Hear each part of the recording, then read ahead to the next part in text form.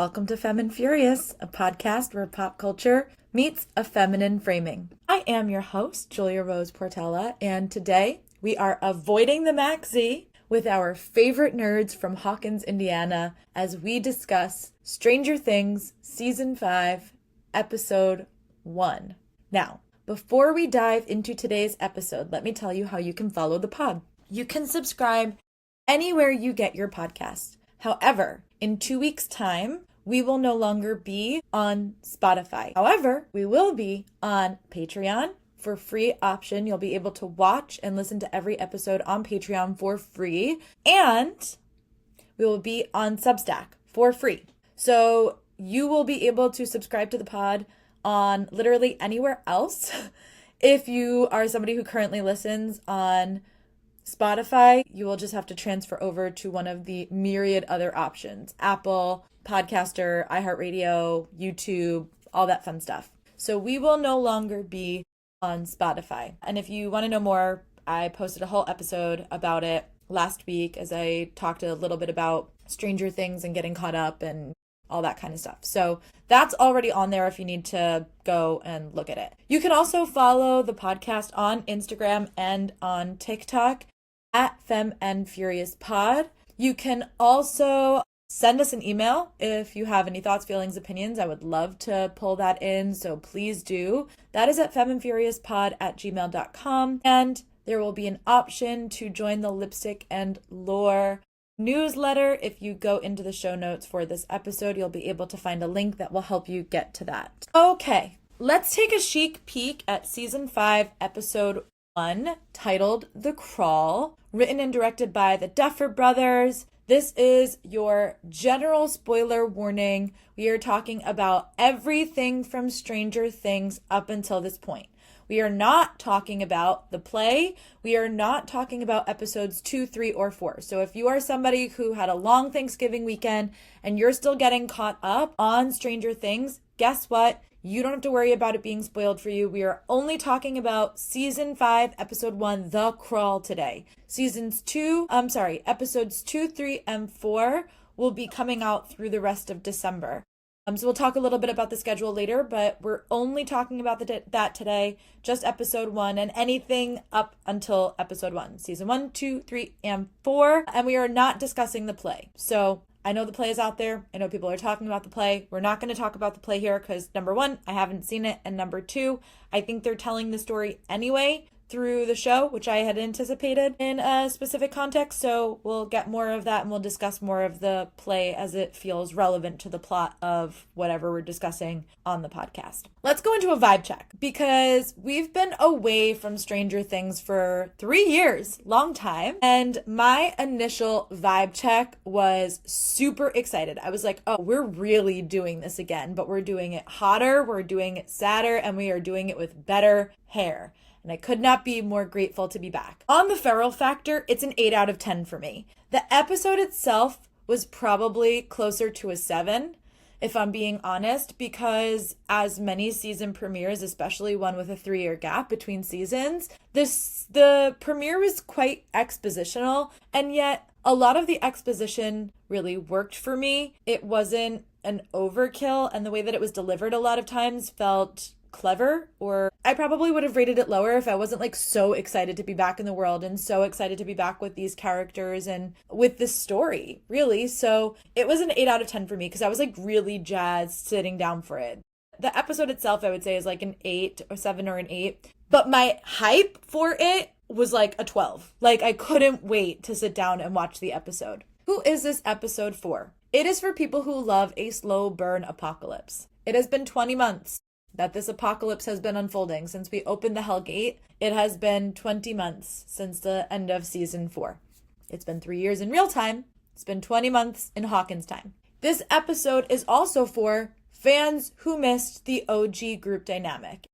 You watched Seasons 3 and 4 and you were really missing the camaraderie of the group being all together. You know, in Season 3, Dustin is off with Steve and Robin and Erica in the mall. In Season 4, Mike is with Will in California, and Dustin and Lucas are, back in Hawkins, but they're kind of separated based off of what's going on in season 4. So, if you're really somebody who loved like season 1, season 2, Ghostbusters, OG group dynamic, then I think that this is a really great episode for you. If you are somebody who thrives with anxiety, Chef's Kiss, perfect season for you. It's going to be a great season of television. And Robin stans, obviously, and for obvious reasons. Now, here's my hot girl hot take. You can't outrun the past, especially when it's literally clawing its way into your present. But the only thing stronger than the metal band-aid holding down the upside down, the only thing stronger than that,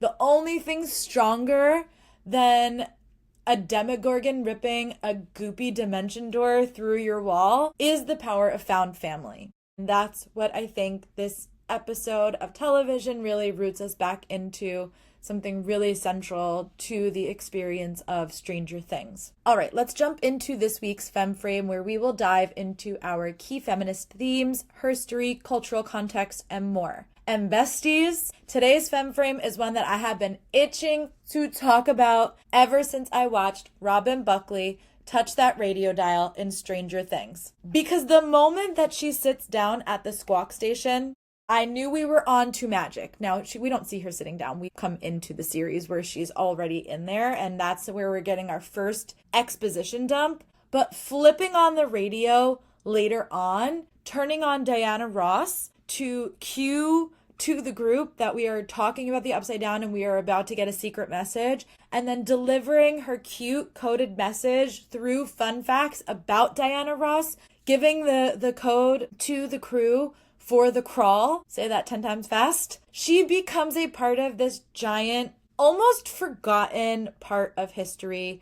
Maybe it's not forgotten, but I think I've seen a lot of people online talking about this in relation to Harry Potter and like this very, Kingsley Lupin type deal, Ron listening to the radio, trying to get any message about his family, all that kind of stuff. And all of that is maybe true, and maybe contextually this feels like a wink and a nod to that. But honestly, all of that stuff is derived from real history. And in this particular case, with Robin being the one to give the message, what it actually reminded me of before I even reached for Harry Potter, although I'm not the biggest Harry Potter stan, sorry, I'm just not. I've seen it, I've read it, but whatever. I actually was thinking a lot about All the Light We Cannot See. Now, if you have not read that book, it is a book, now also a TV show on Netflix, and it was quite well adapted, considering that a lot of things aren't adapted well. It is a show about a blind girl who is living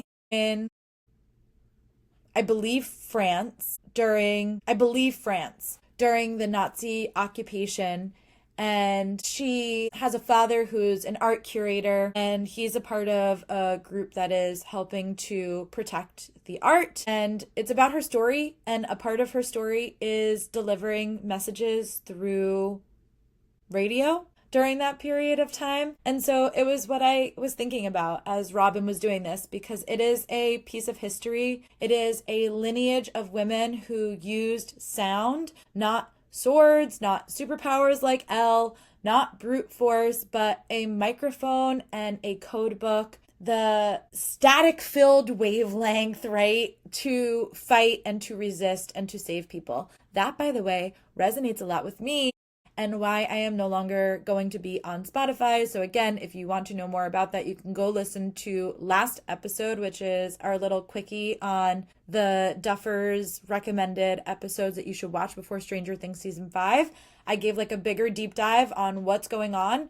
I've posted this on my Instagram, on my TikTok for the page, so you can see a little bit more about why I'm making this decision to come off of Spotify, but it does have to do with my own ability of using my microphone as a form of resistance to what is happening currently here in America, but also globally, and how that resonates with me as somebody who really focuses on this type of activism. Even though we're talking about pop culture, this is my own sort of form of activism, and seeing Robin use this thing that she's actually really good at, this like quick talker, very witty. I loved seeing her at the radio station. Robin would make an incredible podcaster in 2025. And I loved seeing that she was one of these people who was a part of this movement as well. I felt like a real kinship with her. So in today's Femme Frame, we are talking about women in the French Resistance who were relaying messages under fake names. We are talking women of the SOE and the OSS who send codes and signals from garrets and farmhouses. We are talking about women at Bletchley Park who intercepted radio transmissions 8 hours a day. And we are going to be talking about women who use pop songs, poetry, and tiny linguistic cues as weapons. And what I love about Robin's storyline this season is that she becomes the newest link in this chain. So let's dive into it. Let's start with the concept of sound as resistance. Historically, women have been shoved into roles deemed quiet. They were clerks, they were secretaries, they were switchboard operators, they were typists, they were redactors. Oftentimes in World War II, they didn't have to talk, but they were the one reading and redacting a lot of the messages. So they've been put into these roles that are typically not in a position of conventional power and also in positions that tend to be a little bit more quiet. Because the patriarchy assumed that those roles were passive. But in an example like a redactor, some of those positions became the most powerful, especially during wartime. Women who worked switchboards, radios, telegrams, redacting, listening stations, they were wielding information. They handled information, the most valuable resource that you can have in a conflict, especially in a war. They listened, they translated, they sent messages out, they encoded, they decoded, and they did it all with a level of calm that men often do not possess. Women were trained to recognize patterns, they were trained to recognize anomalies and emotional cues in voices. So all of that emotional intelligence that we feel that we have inherited through many, many years, some of that was quite literally trained to women for wartime. And it became something that was able to be weaponized for women. And that's part of why the SOE, which is Britain's Special Operations Executive, began recruiting women as wireless operators in World War II. The men kept getting caught. Anytime they had men on the radios, the men were just getting caught. The men stuck out. Women could move through villages, they could move through farms, they could move through city blocks, and they could do this much more invisibly. And they were able, because of the way that things were at that period of time, to carry radios in suitcases or in bags. They were able to tap messages under blankets. They were able to transmit from attics, which is what happens in All the Light We Cannot See. And they were able to do all of this while the enemy patrols walked the streets below. Sound was soft power. And that soft power was their survival. So I found 3 examples of women who used broadcasting like their lives depended on it, because quite literally it did. So one example is Noor Inayat Khan. She was a musician turned spy. Noor was a princess. She was a writer of children's books, and she was a musician trained in harp and piano. She had an almost etheric calm about her, which somehow made her one of the most effective radio operators in occupied France. Her code name was Madeline, and she transmitted alone, no backup, after her entire network was rolled up by the Gestapo. She worked for 3 months under constant surveillance. She moved apartments daily. She carried her transmitter in a suitcase that weighed as much as a toddler, and the Germans were triangulating her position every single night, and she still got her messages through. Her whole ethos was, when your voice is the only weapon you have, you wield it with everything you've got. Then we've got Violet Szabo. She was a courier with the stamina of a Marvel heroine. Now, Violet wasn't primarily a radio operator, but she worked hand in hand with the radio networks. She delivered intel, and she was somebody who helped coordinate wireless drops. Her missions involved relaying information across huge distances by bike. What makes her relevant here is she understood how radios work. She understood how fragile the networks were. She understood how crucial it was to protect the people on the airwaves. And women like her that had this kind of knowledge ran the living infrastructure that kept radio resistance possible. And then there were the women of the radio laundress. When I was doing this research, this part made me think of the BBC broadcasted into France through a program called Radio Laundress. And they would send coded messages, little snatches of poetry, riddles, wordplay, to signal their missions. Not unlike how Robin uses fun facts about Diana Ross to signal the directions and the mission for the crawl. In particular, imagine hearing a soft female voice come over the static at 9:15 p.m. saying, "The long sobs of the violins of autumn." And the resistance cell in France was like, okay, it's time. Because that line in particular from Verlaine signaled that D-Day was imminent. The women worked these radio stations and they were writing scripts, they were translating codes, they were reading them aloud with perfectly neutral intonation, and their voices were the cue that something enormous was about to happen. And all of that information was signaled through a broadcast. Now, after the war, men got the medals. Nora was posthumously recognized. Violet was posthumously recognized as well. But the thousands of unnamed women, the listeners, the interceptors, the coders, the typists, the analysts, they were written out of history oftentimes because acknowledging them meant acknowledging that women had been essential to modern warfare. And we can't let the men know that we were effective, that we were competent, that we were brave, that we were revolutionary.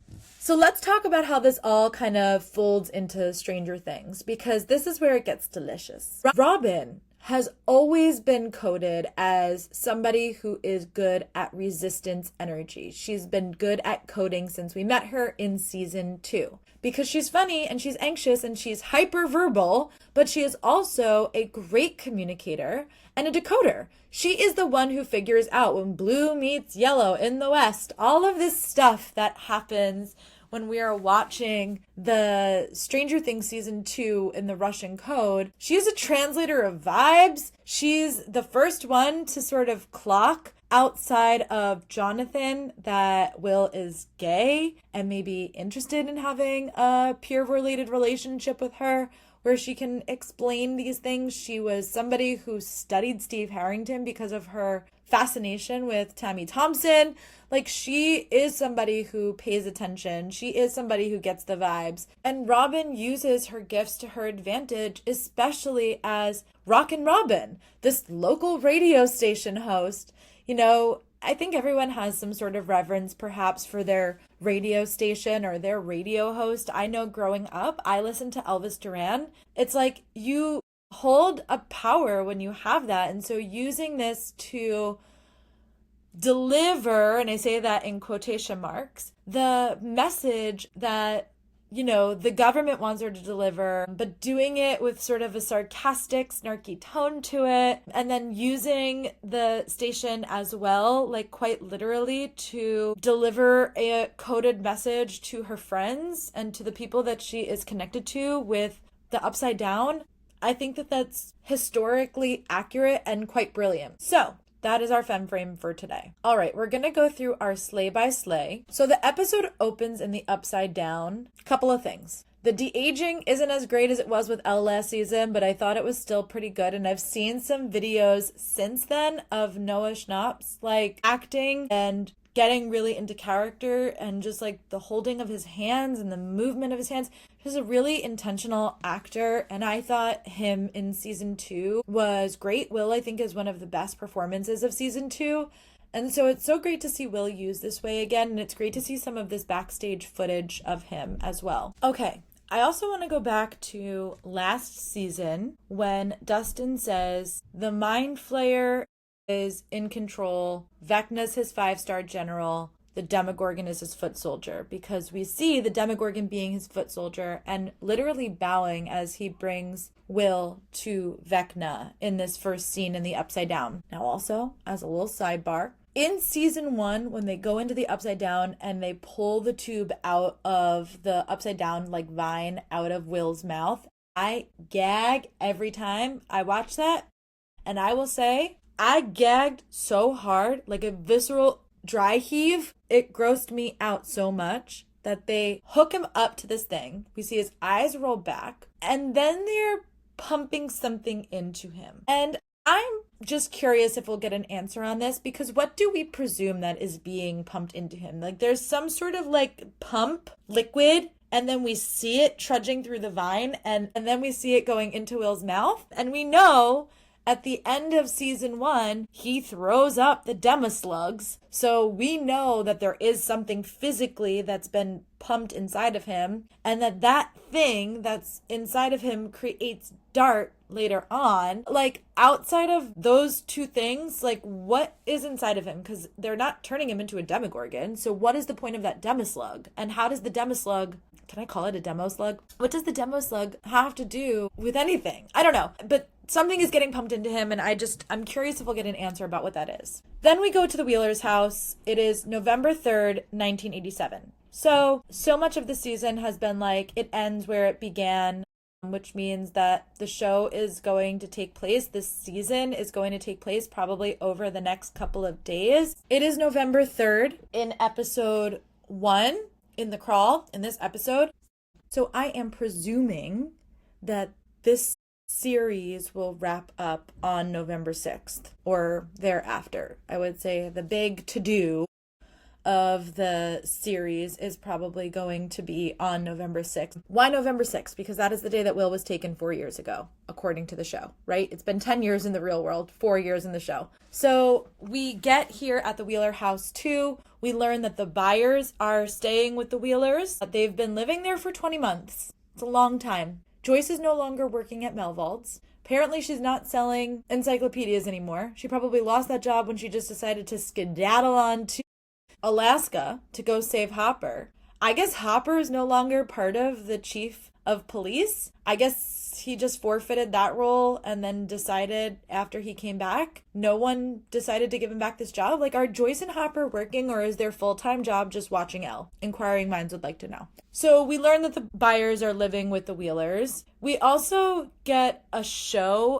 of Mr. What's-It. Now, this is a gentle spoiler, so skip ahead like 30 seconds or a minute if you don't want to hear this. But that first outline looks like Vecna. It looks like Upside Down Vecna. Just being honest, okay? I'm just saying that.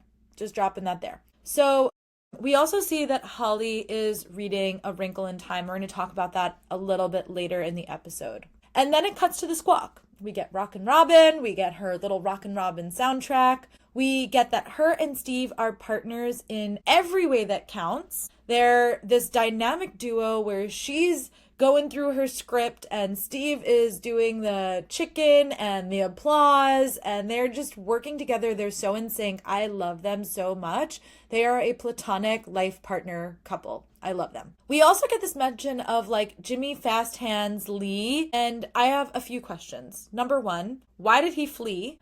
And at what point in the timeline between them going into quarantine and Jimmy leaving? Because she says it's been about 500 days since you've heard Jimmy Fast Hands Lee, right? So 500 days. It's been 600 days since the events of last season. So 100 days into quarantine, he left. And I would like to know why. And I say this only because, again, potential spoiler, I'm not sure, this is more of a theory. There is an episode title in the second batch that will come out on December 25th that is called Shock Jock. And I'm thinking that we will maybe get some Jimmy Fast Hands Lee information during that episode. But I would like to know why he left and why it was 100 days into the quarantine that he decided to leave. We also get Robin delivering the speech. I've always got The Last of Us on my mind, okay? So it's giving The Last of Us a little bit. It's not the QZ, it's the Maxi or the Big Mac if we're going according to Robin. Robin tells us that the town is being quarantined after mysterious dandruff has floated up from the upside down. We don't know what it is. And I have a few questions about this. Because in season 4, there's 2 specific mentions of the upside down and like breathing in the upside down. So there is like this mention of Steve where he's like, it's getting stuck in my throat. In all the other seasons prior, they have had to cover their mouth. Even when they were in the tunnels in season 2, they covered their mouths with bandanas. So I'm thinking that a part of this directional choice has to do with costuming and the fact that you don't want all of your actors' faces covered up all of the time. In which case, I would love it to be more than just random medical checks to understand what is happening to them, which is one of the things that Robin says in her speech where she's like, oh, we're getting these like random medical checks. Don't we just love those? To talk about the fact that they don't know what breathing this in is doing to them. And I just wish that there was either something that was happening to them because of this or something more definitive that they understood and that they had built a vaccination for. Like Hawkins' lab in particular has been working with the upside down for years at this point. So I would just like there to be more advanced knowledge or understanding of like what this is, even though we don't necessarily know what the upside down is. Okay, fine. But I would wish that there was just more of a focus on these people and what they're breathing in. We also learned that the cracks to the upside down that happened in season 4 based off of the 4 kills. It was Max, technically, even though 11 brought her back. It was Chrissy, it was the kid on the newspaper with Nancy, and it was the kid on the basketball team. All 4 of those people died as sacrifices to Vecna to open his hellmouth. And those cracks in Hawkins that like converged at the end of season 4 into this like main spot at Hawkins' lab, we learn that those have been covered up by a big metal gate. So there is another hell gate or another mother gate, and it is in Hawkins' lab at this point. We also learn here that Vicky and Robin are officially dating. We see Robin dedicate a song to her, and it cuts to Vicky in her car listening and receiving this sort of like romantic gesture. We then cut to this like scene between Dustin and Steve. And Dustin and Steve are these center posts of feel good within the show. And seeing this tension between the two of them is just gut-wrenching. And there's been a lot of discussion around this from the Duffers in particular. There's like a few articles. And in one of them, the Duffer brothers said, and I forget which one said it, like both of these characters are feeling a lot of pressure. And I think in general, just like the cyclical nature of grief and what grief does to you is so profound and so deep and so rich. And, you know, there was this video that I was watching of Gaten and who plays Dustin, if you didn't know that. And he was talking about the fact that, you know, in season 4, there's supposed to maybe be like a little bit of rivalry. And what ends up coming out is that there's, you know, just a lot of respect that Eddie and Steve both have for this character of Dustin. And Dustin says Eddie was one of the first people to really accept Dustin. So even though these two characters, Eddie and Steve, have had a profound shaping of Dustin as a character, he said Eddie is the first one that really tells him that like he doesn't need to change anything about himself to be accepted or to fit in or anything like that. And then he says with Eddie gone, Steve then is the most important person to him. And up until this point is one of the people that has probably had a most defining shaping of him. And I'm paraphrasing what Gaten says. And so, you know, he's like, my character, oftentimes as characters do, is pushing that person away. Because it feels like if he's not feeling his grief all of the time, then he is doing a disservice to Eddie. And we get the impression through these conversations that we get over the course of the episode with Steve and with Dustin that Steve has been trying to be there for Dustin and he's frustrated because they've got all of this stuff going on. He's watching Nancy in this shit relationship and he's in love with her. And the world's ending. And his best friend is grieving. And like all of these things are weighing, I think, so deeply on him. And especially for the older kids, you know, the younger kids are still in high school and middle school and elementary school. But for the older kids, they're not even like getting the tension of we're supposed to be going to college, and we're, Nancy and Jonathan can't even have an argument about going to different colleges because they can't even leave their quarantine zone to go to college. So they're all, I think, making the most of what they can. But I will say that everything that's been unfolding with Dustin in this episode, in episode 1, feels very much to me like a harbinger of death. Just being honest. I know not a lot of people are going to like that, but I think it's true. I think we are getting a lot of winks and nods to Dustin's death, and I will point them out as we go through this episode. But I want to talk about Dustin being the bard, because that is how Mike describes him in season 2, as he is, clarifying the roles of the party to Max. And that's when she's like, you need a zoomer. And he's like, no, we don't. So I want to talk about the bard, because that's what he's described as. So in Dungeons and Dragons, the bard is a charismatic and versatile spellcaster who uses speech and magic to inspire his allies, to control the battlefield, and to deceive enemies. They draw their powers from echoes of creation, weaving magic through songs and stories to create a wide range effect, from buffing allies to healing wounds to casting illusions and dealing with psychic damage.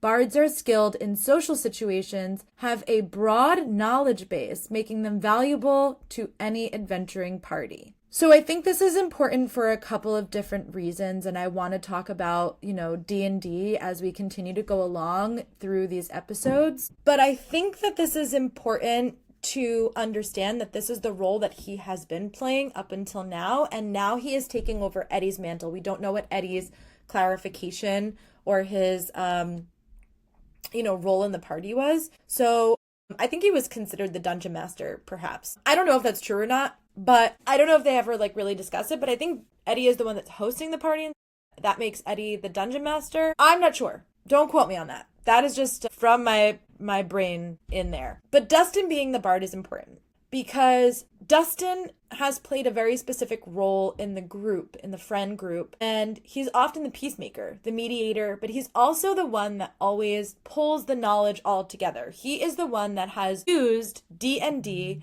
to understand something about their world. And this is important. He's also the one that holds the lore of their group. And so in season 1, when Mike and Lucas get into their fist fight, Dustin says to Mike, you need to apologize because you hit him first. And he holds that to truth. He even says it's the rule of law. And what is the party if we don't honor the rule of law? So he has been the guardian of their lore as a friend group. He has been the one who has been our storyteller. He has been the one that, as an outsider looking into this group who doesn't have D&D knowledge, who is not fighting Vecna, who's not fighting a Demogorgon, right? He is the one that's delivering this information to us in a way that is digestible for us, the audience. And so he does it not only within the group, but he does it for us as an audience, as a viewer, to understand the lore and the mythology and really understand what is happening in the context of a specific scene by pulling it all together and by giving us the exposition in a way that's really fun and very story-esque, because that's just how charming Gaten is, and that's just how charming Dustin is. So I wanted to point that out there because I think the roles of the party are going to be important this season in a way that they maybe haven't been in seasons prior. But I also want to question, how often is Dustin wearing this Hellfire shirt? I would really like to know, because the bully, Andy, is like, I told you not to wear this shirt anymore. How often is he wearing this shirt? Is he wearing it once a week? As in this every week we would play D&D on this day. And so I honor Hellfire every week by doing this thing. Is it because it's getting closer to the period of time in which Eddie would have passed away? It's 20 months. I don't know. It's 4 months away until it's been 2 years. And so I don't know. I'm curious how often he wears a shirt that the bullies felt that they needed to say that. But I love that the party kind of comes to his rescue. And I love that everyone does it in their own way. In season 1, we get Mike calling them mouth breathers. And here he's like, I think you should kick his balls and pop his testicles so that his particular brand of idiocy can't reproduce. Something along those lines. And it was just so intellectualized which is how Mike comes across to us, very passionate but very intellectual, especially younger Mike. I'm not talking about, season 3 or season 4. I'm talking about season 1 and season 2 Mike. So we're seeing a lot more of that like emerge in Mike as we get back into his character, especially this season. I'm really, really enjoying it so far. Again, we're not going to go ahead, but I'm really enjoying how he's coming across this season. Dustin, even as the bullies like have him by the shirt, he straightens up and like gives himself another inch, and he's like going in with the sarcasm, going in with the poking and the prodding of the inflaming of the situation. But then Lucas, who was on the basketball team with these guys, comes over. He makes the reference to when Erica kicks him in the balls with a crit hit, which is great from season 4. So there's like a flashback to that, which I really, really enjoyed. But I think the scene is really important and it's really critical. And not just the bullying, but the aftermath of the bullying is really important because the show has been dealing with bullying from the very start. And we've seen the boys stand up to the bullies since the very first season. Again, mouth breathers. The bullying even goes so far that it's a pressure point between the boys in season 4 as Lucas decides to play basketball in order to go into high school without being bullied anymore. He's like, I'm tired of this. I don't want to be bullied anymore. So the events of last season happened when the boys were a freshman in high school. They are now juniors in high school. So we get that. We see Elle being bullied in California. We have this conversation between Mike and Elle where Mike is like, why didn't you tell me that you're being bullied? I've been bullied my whole life. We get the satanic panic in season 4 with the Hellfire Club as the center of like what to be panicked about. And so this idea of outsiders being bullied is a core text to the show and has been every season, right? Season 2, we get Zombie Boy. So it's hard not to be on Dustin's side as this conversation unfolds between him and the boys. We know that Dustin is taking Eddie's death really, really hard. And we know that Eddie left Dustin with a mission to continue to be the one to herald the sheep in, right? That's what he says. It's not quite that, but he says, be good to the sheep or something like that. The little sheep. So that was what Eddie was saying on his deathbed. We know that Dustin says in season 4, no one was nice to us. No one but Eddie. So hearing the boys tell Dustin to stop provoking the bullies, and Mike says, I think you're fighting 2 battles and you need to be fighting 1. And while I don't entirely disagree with that sentiment, grief, as I've said earlier, is a cyclical monster and a powerful one. And they tell him to blend in, and he comes back with this quote, which I thought was great. That's not what we've ever done. We stay true to ourselves. We're supposed to stay true to our friends. We stand up for what's right, no matter the cost. And of course, he's talking about himself here, that the party is supposed to stand up for him and support him and be with him and not tell him that he's provoking the bullies, but he's also talking about Eddie. He's talking about the fact that we're supposed to stay true to our friends. And okay, Will did not know Eddie. Will never met him.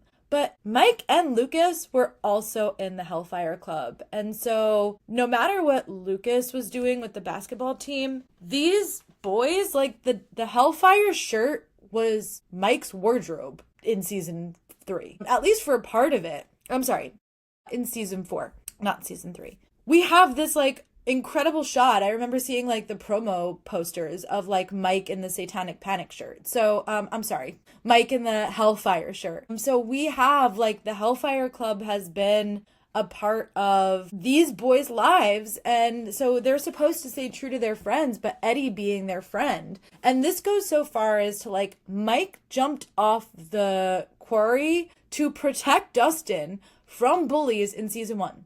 Mike would have died if Elle didn't stop him. Mike jumps off the quarry to protect him. So Mike says, I think that this is one of the most critical scenes.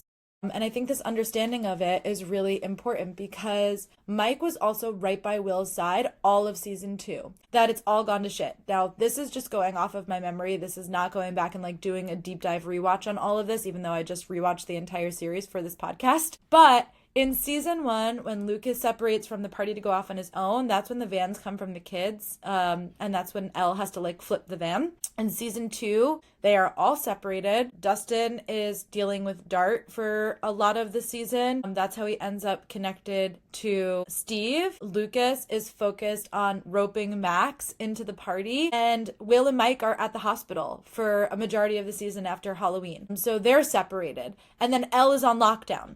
So Elle is like, no one even knows if Elle's alive or dead or anything like that. And that's when the Mind Flayer, when they are all separated, when the Mind Flayer uses Will to plan the Demodog attack. And then in season 3, we have Lucas and Mike. Are you down here? Oh, it's okay. In season 3, Lucas and Mike don't want to play D&D with Will. Dustin gets stuck with Steve in the mall. And the girls are off on their own adventures, and that's when Billy kidnaps, I want to say Vicky, but it's not Vicky. That's Robin's crush. Maybe it is Vicky. Maybe there was 2 Vickies. I don't know. And they start making the meat monster. Ew.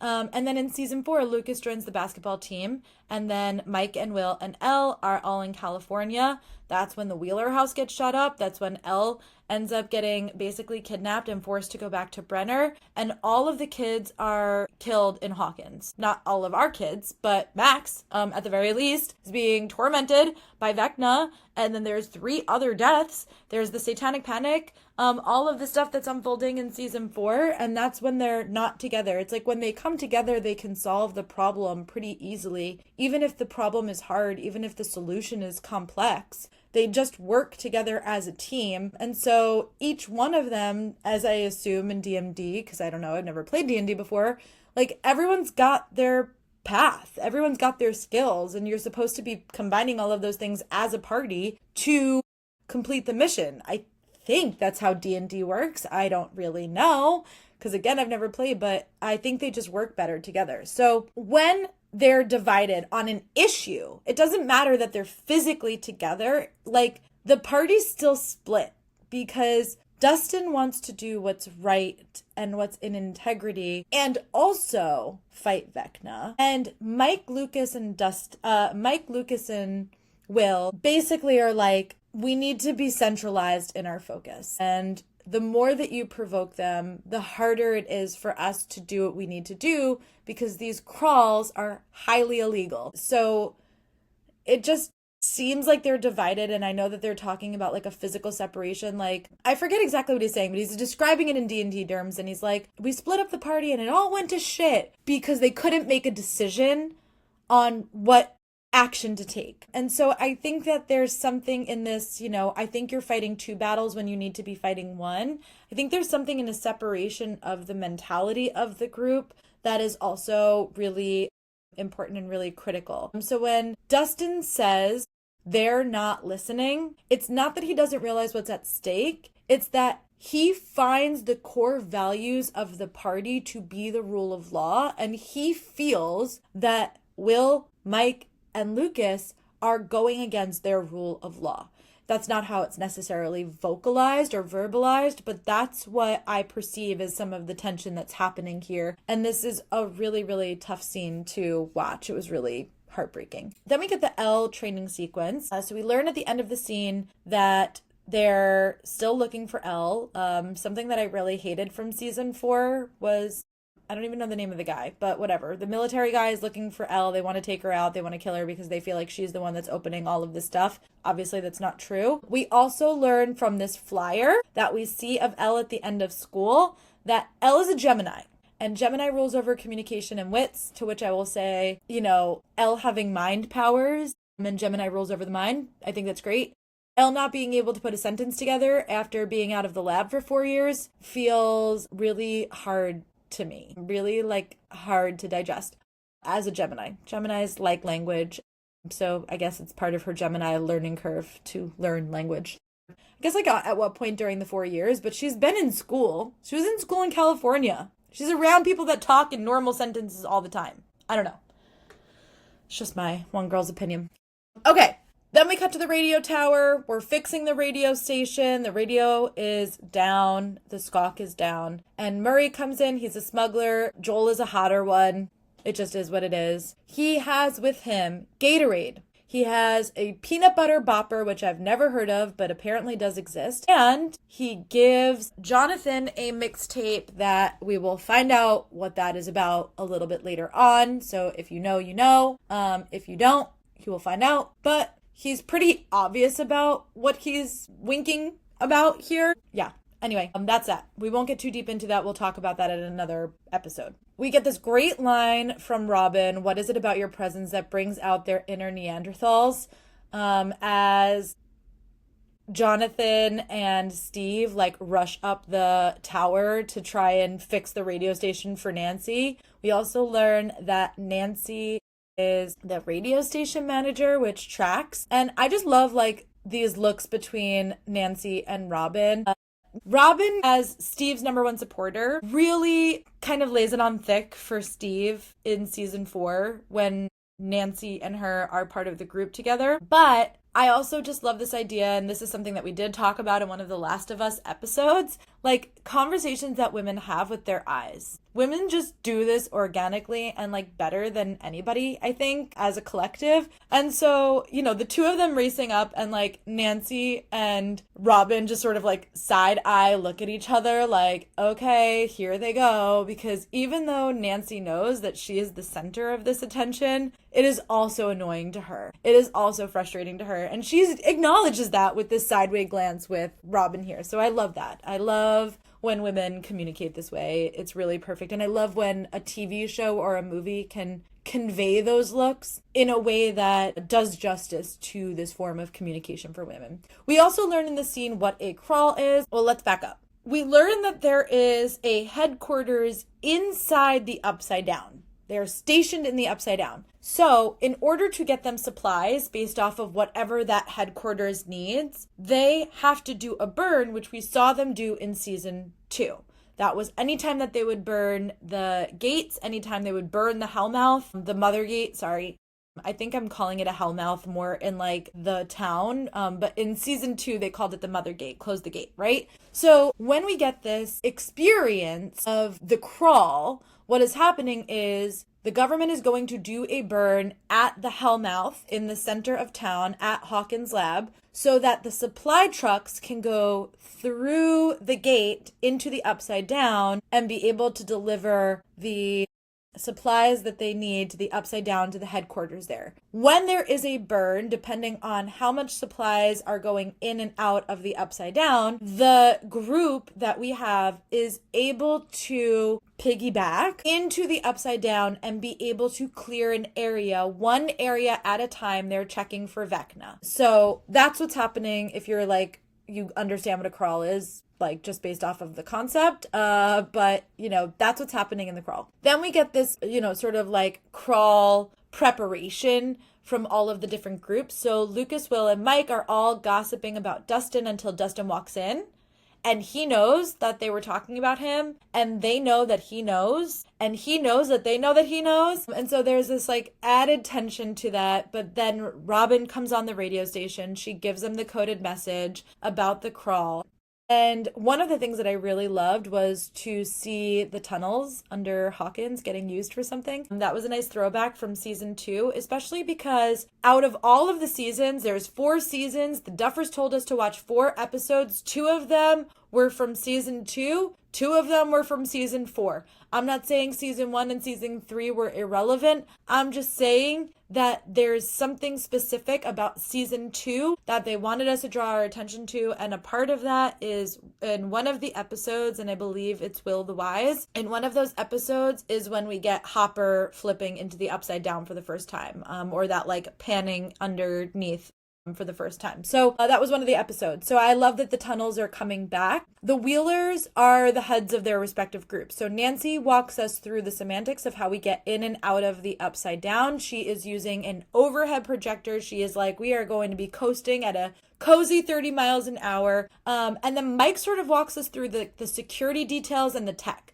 So we're getting the Wheeler siblings describing to their respective groups how the semantics of this crawl are going to work. So we're getting the exposition of the crawl through this really fun way. Mike uses their D&D characters and has the van, and he's hey, Hopper will go into the Upside Down. Dustin and Steve will pull up alongside. they use their radio. You have to keep it at a specific frequency in order to make sure that you are not losing Hopper in the Upside Down. Because if we lose the tracker, we lose Hopper, we can't get him out. That's that. So we're getting that kind of exposition that they need to be following. Like the van on the right side up has to be following the van that Hopper is in the Upside Down, so that we know when he gets off, when he's done clearing his own. I don't know. So that's the exposition that we get from the Wheeler siblings. But we discover that she cannot go to the Upside Down with him until she gets her training time to under 12:30, which she insists that she does this episode. And Hopper is like, no. And we'll talk about that in a little bit. So we get the end of this scene with Dustin saying, I want to see Vecna's heart on a platter. I just wish I could do it myself. And because Dustin is our bard, our charismatic, fun guy, seeing him go this dark is, number one, another harbinger of death. Like the Henderson Harbingers is what we're going to call them as we go across the season, because it just really felt to me like we are being set up for Dustin's death.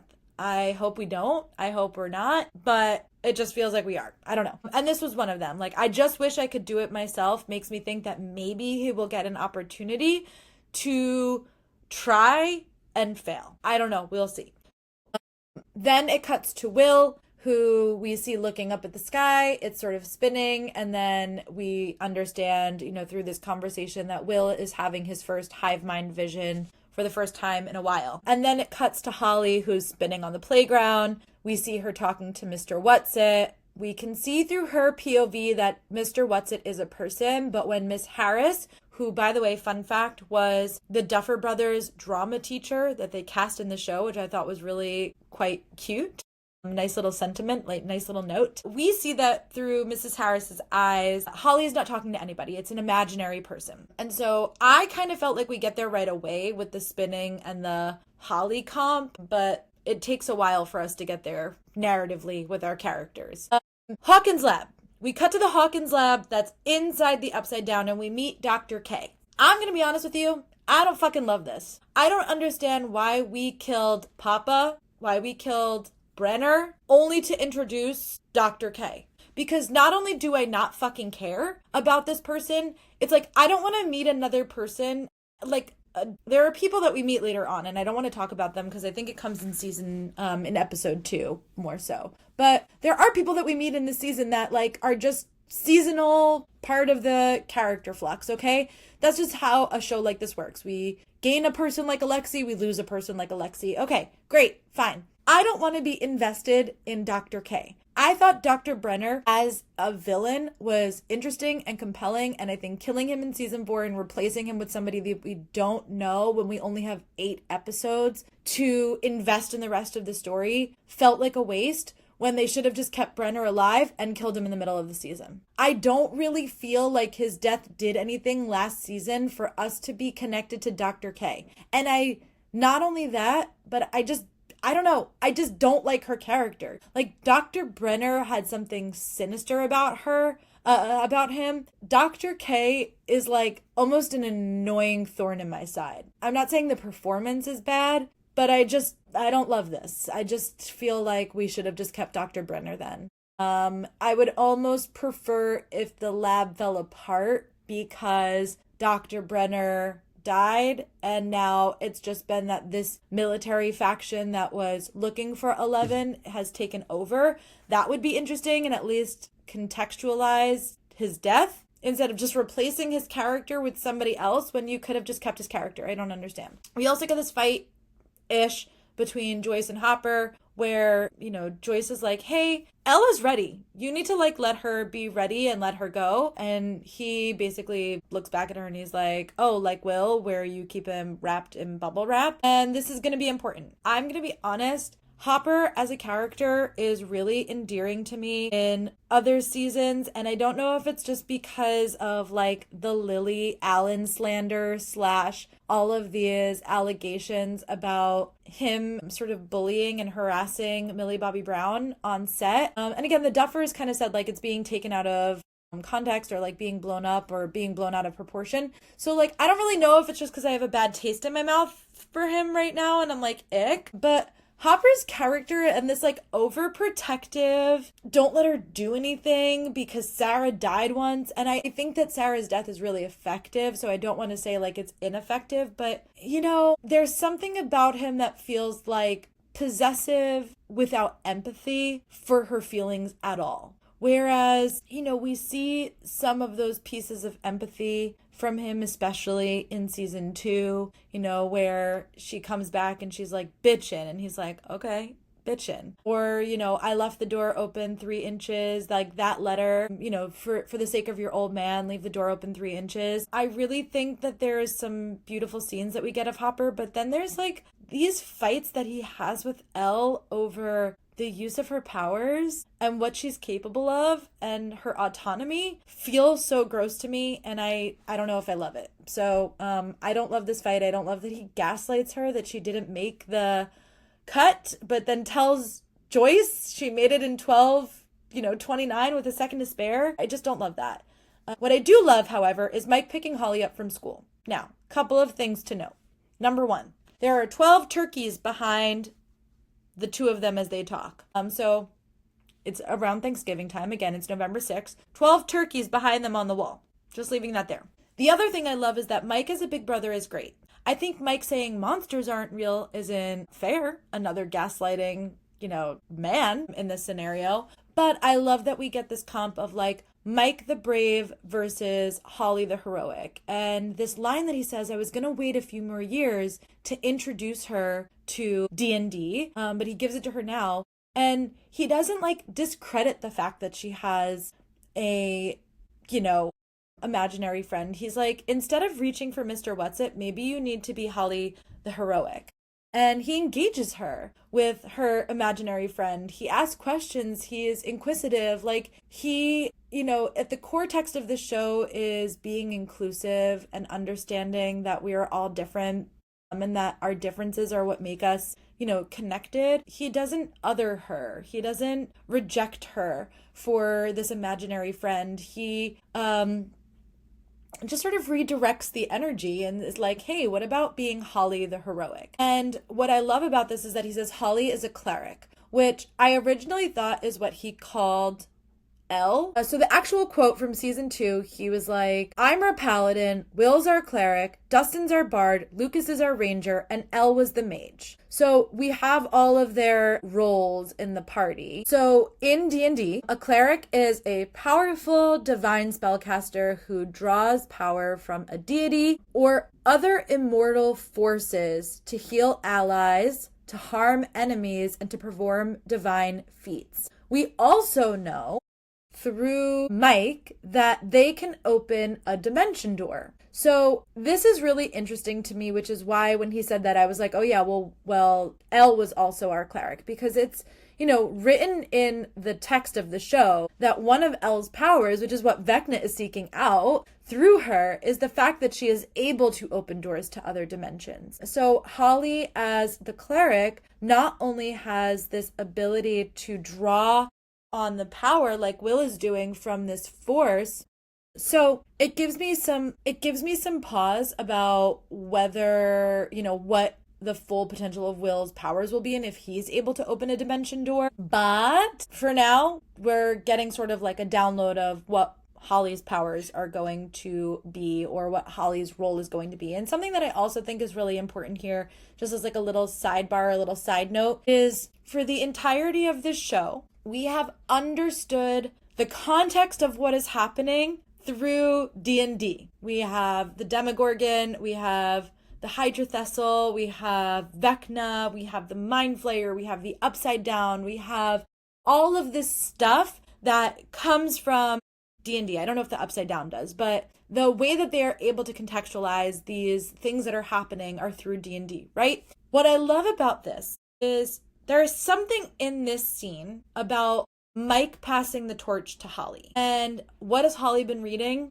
A Wrinkle in Time. So not only are we now describing a character not as Vecna or a Mind Flayer or a demogorgon. We are describing a character that we have not met, that we haven't seen, or that we know that we're going to see, or whatever. We are getting that experience through Holly's sort of POV, or her understanding of supernatural things, which is Mr. Whatsit, which is echoing Mrs. Whatsit from the book A Wrinkle in Time. The other thing is, later on, there is an episode called Escape from Camazotz. Camazotz is where A Wrinkle in Time is taking place. So we're shifting and passing the torch to the next generation who may understand these critical experiences through different texts. And yet, they're doing the same thing in their childhood, in their limited scope of perspective and knowledge, putting understanding to story that makes sense to them. And so for Mike and for Will and for Dustin and Lucas, it was D&D because that was central to them. But for somebody like Holly, who we've seen with her nose straight up in this book the entire time, this is important to her. It's a critical text for her. She likes the story. And so that's an important understanding too. I really thought this was a nice passing of the torch in many ways. Then we get Will and Lucas at the hospital. Max has been in a coma for 20 months. Okay, we see that they're still talking to her, still connecting with her, which I really like. I, for the sake of my sanity, really, really need Lucas and Max to have a date at the movies. I really need Max to wake up for Lucas's sake. We see Will clock Rockin' Robin, and he's like, Rockin' Robin, even though they're friends, kind of. At least they run in the same circle. They know each other a little bit more intimately than just like, hey, that's Rockin' Robin. We see that he follows Rockin' Robin to go see Vicky, who is a candy striper, at the hospital. And we get this scene where Robin says, as a good friend once said, bad news first, always. And this is Robin quoting Eddie when they show up to the trap house where Eddie is stashed out. And they're just like, hey, we've got good news and bad news. And he's like, bad news first, always. So she's quoting Robin, she's quoting Eddie here, and it will also be interesting to see all of the ways, not just the Hellfire shirt, but all of the ways that, you know, Eddie stays alive through the spirit of the party, the extended party. And Will sees them kissing.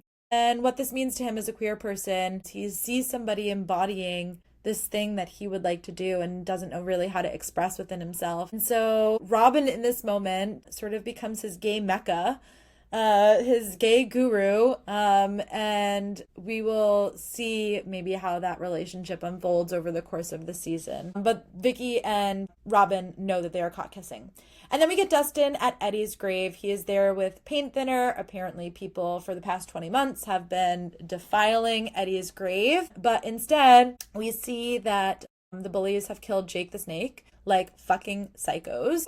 We get another Henderson harbinger here where Andy says, Hellfire dies with you, Henderson, and it dies tonight. So not looking great for Dustin, just being honest. But Dustin, again, uses D&D. He's a bard. He's a storyteller. So he's buying himself some time where he's like, it's really funny. During the last game I was playing with Eddie, you know, I rolled whatever, and I'm sure that there's like important context there. Maybe I'll look back at this, but I don't play D&D, so again, some of this stuff goes over my head.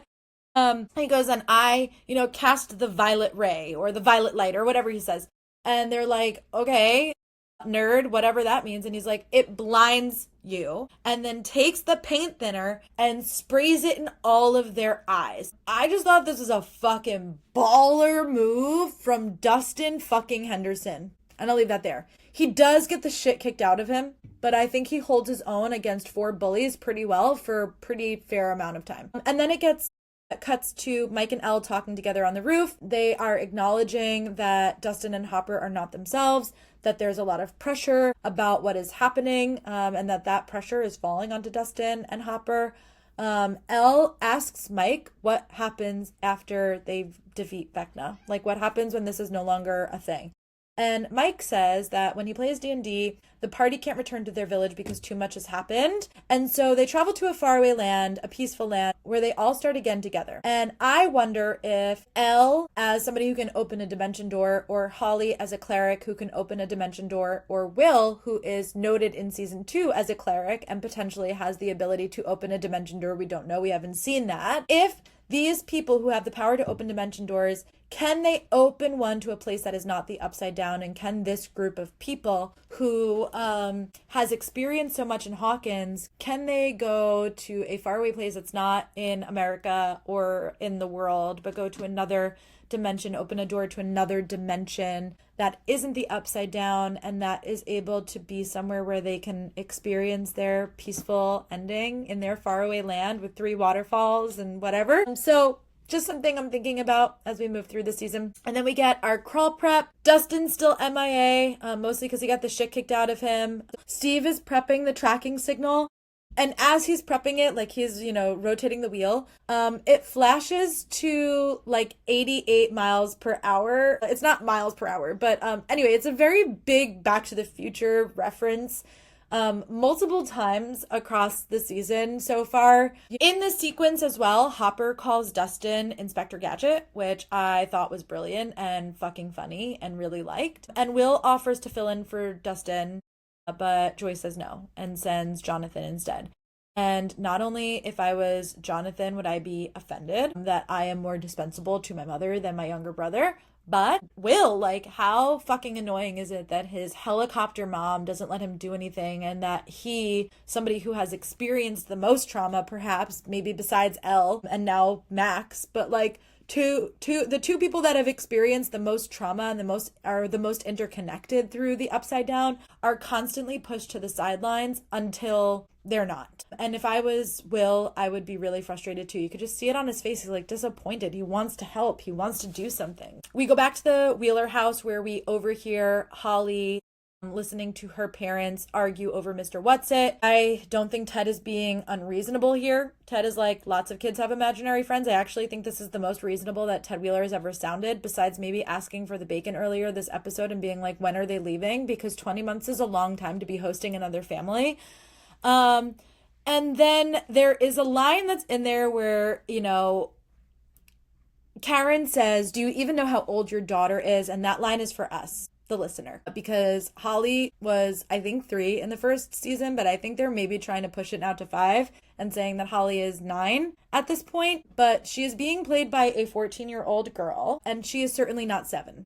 So I don't know what the actual math is, but we're just going to overlook it for baby Holly, okay? For as shitty as Ted Wheeler is as well, he's calling Karen out on her alcoholism. He's like, I'm not talking to you when you're like this. How many of you had 1 or 2? And she's like, what does it even matter? But it does when you're somebody who is an alcoholic, and you're somebody who's in a relationship with somebody who's an alcoholic, speaking from personal Dear Diary experience. So important to note here that we keep seeing Holly in rainbow clothing with rainbow things happening around her. Her pillow and her bedspread is rainbows. And her clothes are like all rainbow colored. So this is a throwback, I think, to the Rainbow Room and the kids that are gifted in the Rainbow Room, for whatever reason. So I think rainbows are important, and we should be paying attention to where we see rainbows across the season and who they're connected to. Then we get the crow's nest. The hand signals that Lucas uses are Disney hand signals. For rides, I would know because I worked at Disney. So we have hold, which he does, and then we have clear, which I thought was great. I also liked the phrase he flipped, as in like flipped into the upside down. So I think that was a nice way of describing that too. And then the crawl starts to go awry as the van slams to a stop with Hopper inside. They sort of like lose the tracker for a second, right? Like everything starts to go up in flames. And Will accesses his now memories to see the Demogorgon attacking in the upside down. In this sequence, Hopper gets grazed with a bullet. And I am thinking back to season 2 when Will, as the Mind Flayer, is like, they upset him. And he's talking about the soldiers who were burning the vines down in the tunnels. And he's like, they shouldn't have done that. They shouldn't have upset him. So is this Demogorgon attack provoked by the burn that they just did to get all of the supplies to the upside down? I wasn't really sure what was supposed to be provoking this attack, but Like, why hasn't a Demogorgon attack happened in other burns? And why did it happen in this burn? I mean, I guess it could just be random, but anyway, that was something I was thinking about. The cinematography in the season is wonderful. Really, really great, really sharp, really clear, really focused. But this shot of Will sort of like spiraling out and then hitting the floor in like that slow motion, I fucking go gaga over that. So there's that. And then last but not least, we've got the sort of beginning of an attack at the Wheeler house. So Will comes back through to the present moment, and through Will's POV of the Demogorgon, we discover that the Demogorgon is going to fulfill Vecna's promise from season 4. He's going to kill the Wheelers. Karen is fucking drunk. She's finished an entire bottle of wine at this point. And then the episode ends with the Demogorgon ripping a hole through Holly's wall. Great. Great season. Great season opener. Love it. Love to hear it. So that is the end of episode 1. Let's crack open our burn book where we will look at the superlatives for this episode. The Bold and Bothered Award. This is strictly for the Femme and the Furious. It is the quote or the moment that really relays feminine rage. And for me, it was Elle telling Hop to set it again. She's like, set the timer again. I want to beat the timer. The Shiro Award. The award that goes to the baddie who is the most inspiring or the moment that is the most empowering. And to me, this is literally Karen Wheeler cooking for an entire family. She's cooking for her entire family of 5 plus the buyers. It's just a lot of people. And then she has to clean up. So anyway, the Shiro Award goes to her. No wonder she's drinking an entire bottle of wine. The Femme Fatale Award goes to the most smash the patriarchy moment of the episode, and I would also say this is Karen Wheeler calling out her husband for not knowing Holly's age. Speak Your Truth trophy. The best quote or line in the episode, Dustin saying, "We stand up for what's right, no matter the cost." That to me was a really great speech and really impactful. Honorary heartthrob, because I am just a girl, okay? And I want to talk about the swoon-worthy moments. And for me, it was Robin being like, I want to see you in this hat and only this hat. Okay, Jack Dawson, Rose Dawson, whatever. I was like, yeah, I would be real into Robin if that was me. That was Vicky. Retro Glow. Best 80s nostalgia. There is Sunny D on the table at the Wheeler house, like a big thing of Sunny D, and I just thought this was chef's kiss. I could taste it in my mouth as it panned across. It was just a quick little shot of it, but I was like, I remember that. I remember the exact tangy taste that you would get, because it's not quite tangy like a regular orange juice. It just was like tangy with chemicals. It was great. Then we've got Boombox Bliss, which is the best needle drop of the episode. And for this episode, I thought it was the Diana Ross Upside Down. I thought that was so great. I was so excited to hear it. So anyway, that is our episode for this week. Thank you for tuning in to Femme and Furious. It's good to be back. It's good to be behind the mic again. If you like this episode, comment, share, subscribe, all of that stuff. I will be back on Friday. And until then, don't get flipped.